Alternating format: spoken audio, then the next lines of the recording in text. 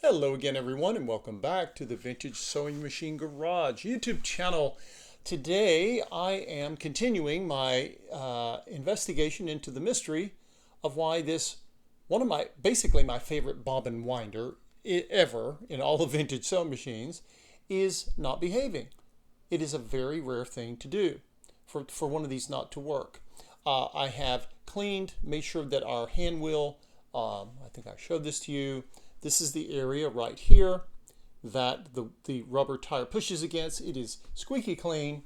There was a little bit of residue from the old bobbin tire. Somehow I missed that before. I took that off. Didn't make a difference. Didn't think it would, but for good measure, I tried it. Then I have added more lubrication, right? And I've shown you where that happens. Normally, you just add one drop right here in that hole. Be careful, don't get that oil on your tire. That will not work for friction. And then I even added one drop right here where the shaft, right, where the shaft meets this spot. So we really are not lacking in lubrication. So now we're going to investigate further. I am still not convinced that there isn't a piece of thread in here. I can't imagine what else would cause it to bind. If it were old oil gummed up, which you can have happen, I've seen that happen, it wouldn't be, first of all, it would not be turning this smoothly. And usually when old oil is causing something gummed up, it typically just makes the whole rotation slow. And as you loosen the old oil, you know, eventually it starts to turn. But when this one does, it turns and then it stops at a certain point. And it's not clear why. And if you push, because remember, it's going to have a little bit of tension. The spring is going to be pushing against the hand wheel, and it just seems to bind. So we're going to disassemble it today, and I'll show you how that's done. I highly recommend that you have a terry cloth pad or a towel. Old towel will work fine. I like the light colored towels because it's easier for me to see dark colored pieces and parts. All right, so get yourself a screwdriver tip. Remember, if you don't have one of these and you end up using a general, most of you may not have these. You may have just a regular flat tip screwdriver. My screwdriver tips, they are the same. They actually taper down and then they come out evenly. But generic screwdrivers, they actually taper, so be extra careful. If you go here with your screwdriver and you turn and it doesn't want to, be careful. Be patient or you will strip the screw.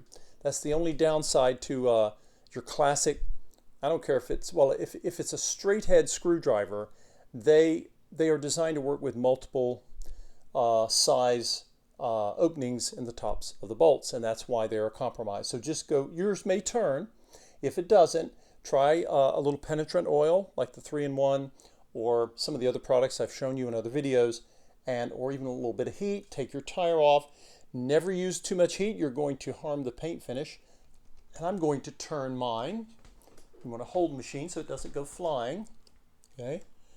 And when I do this, you'll notice that now the tension, you know, we're losing the tension in the lever. That's because we've taken the pressure off of the spring that you're going to see. Now, let's turn this back. Once again, you can see as I zoom in here a little bit, and you're going to start to see more of these parts. In fact, you can even see the spring, and there is, what do I do with my other little pointer? Here it is.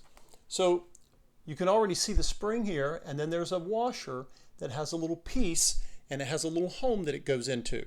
When we put this back in, we need to put it back in the same way it came out, or that sets up a whole nother squirrel's nest of problems.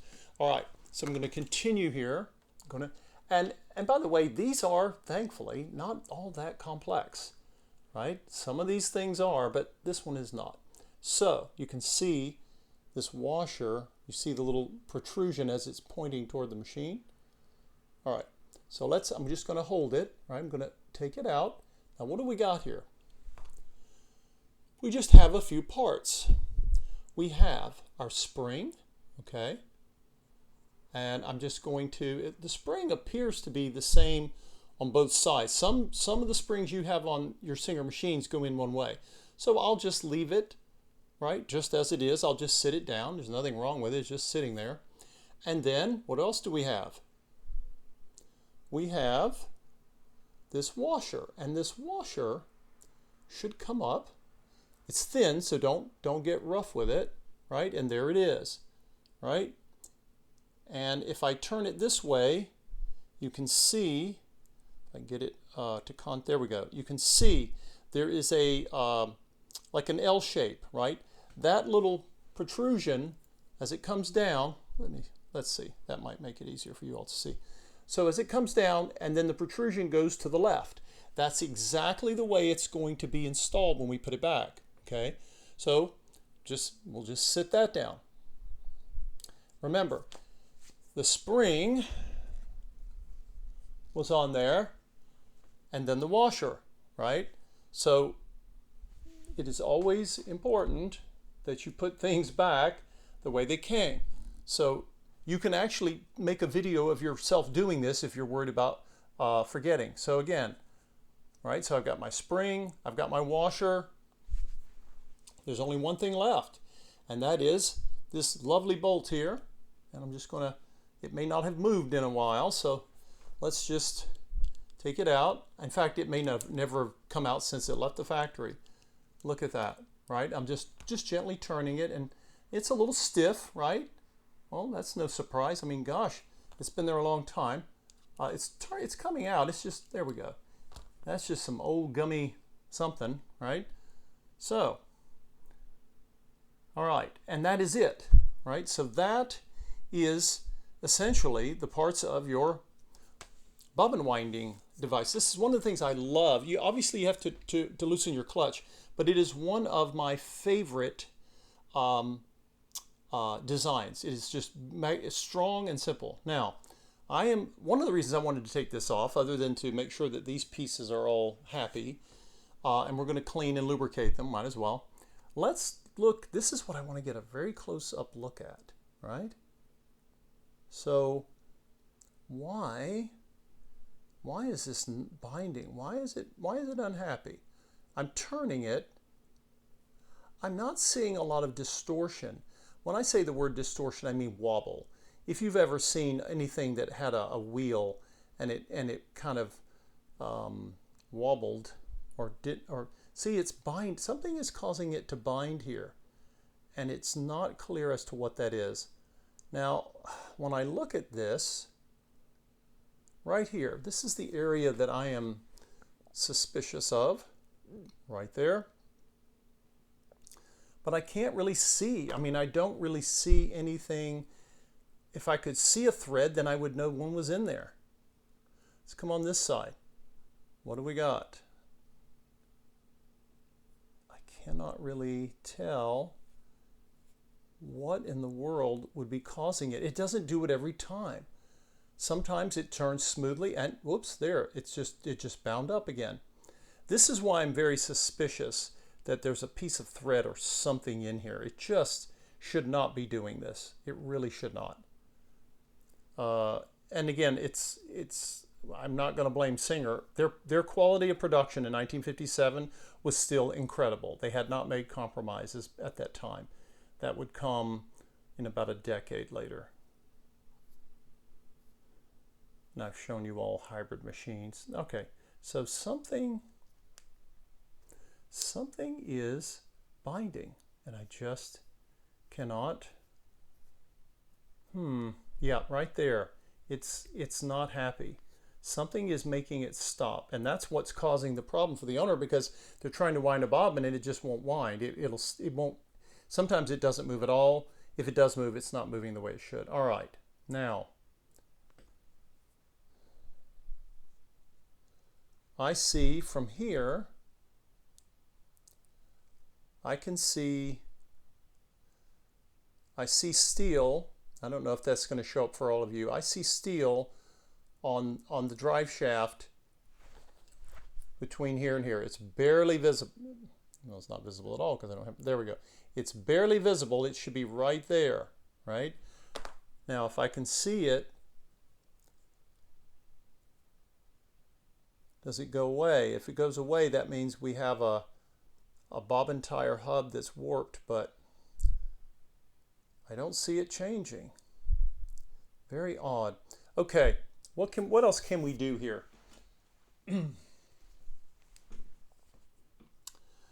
I am still not unconvinced that there is not, it can be a tiny little scrap of thread and it will cause this not to work.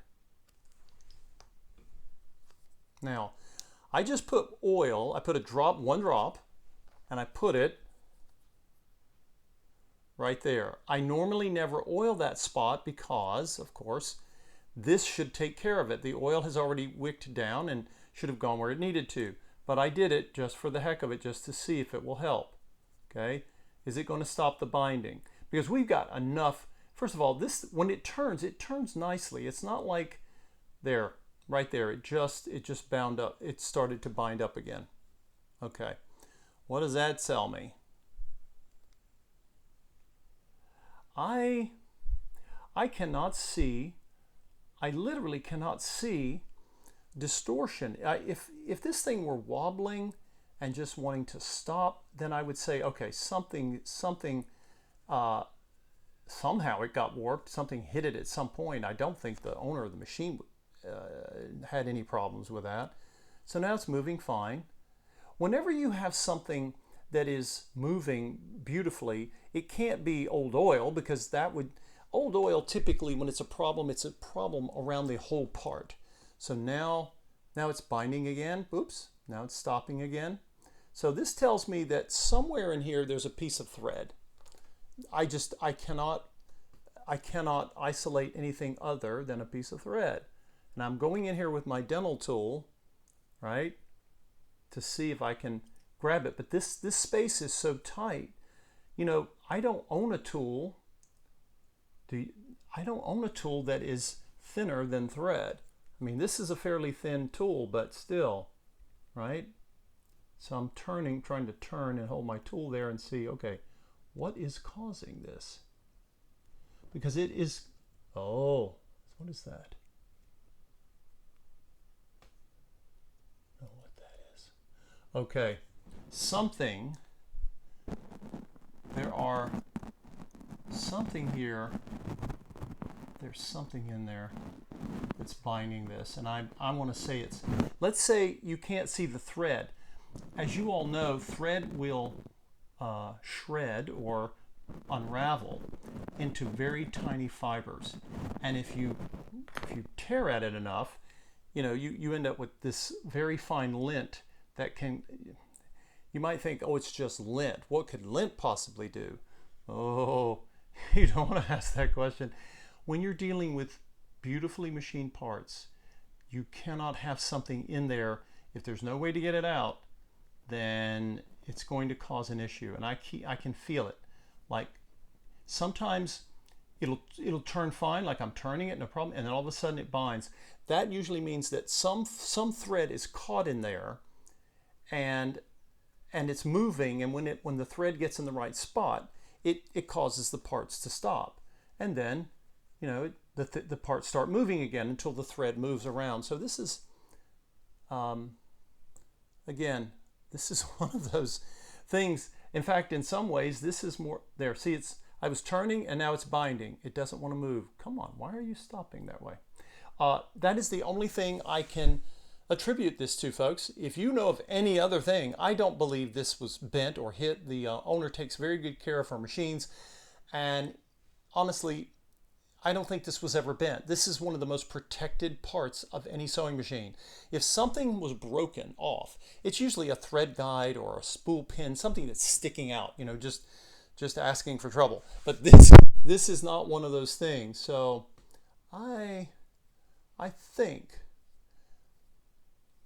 don't believe I am able to disassemble this. Now, when you're turning this,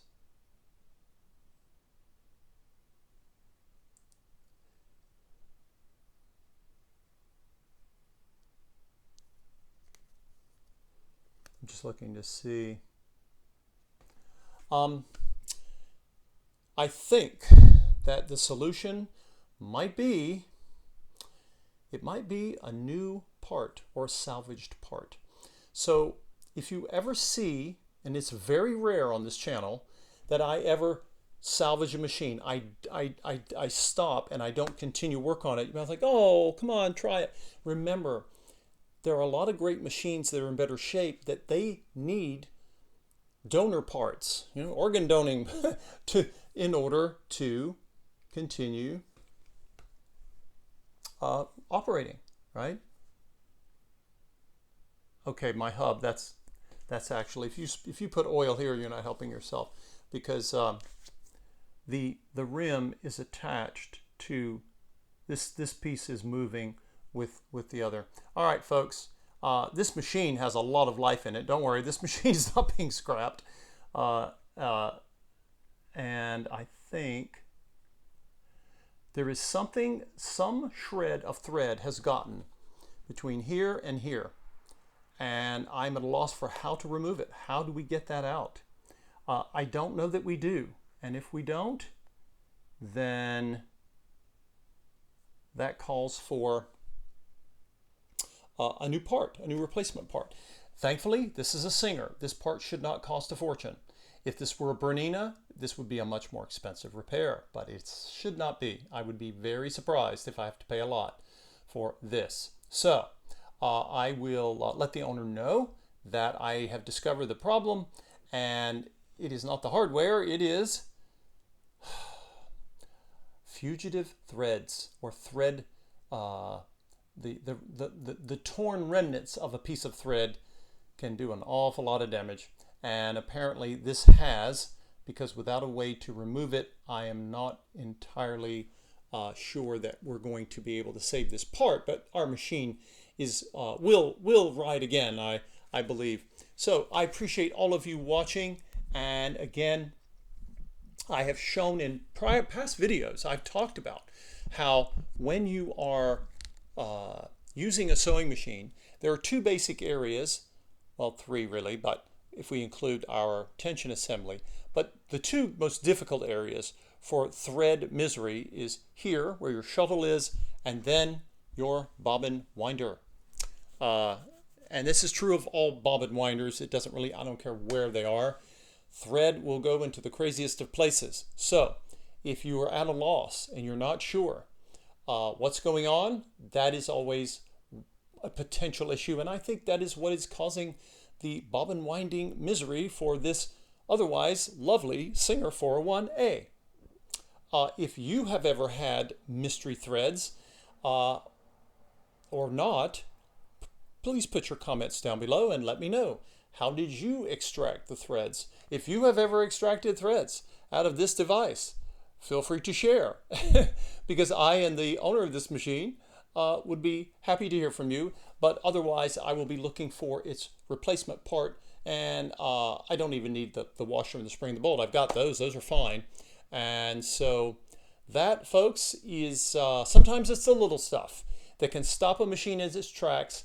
And obviously, sewing thread is a lot stronger than any of us realize. I appreciate all of you watching and supporting this channel, and we will see you next time.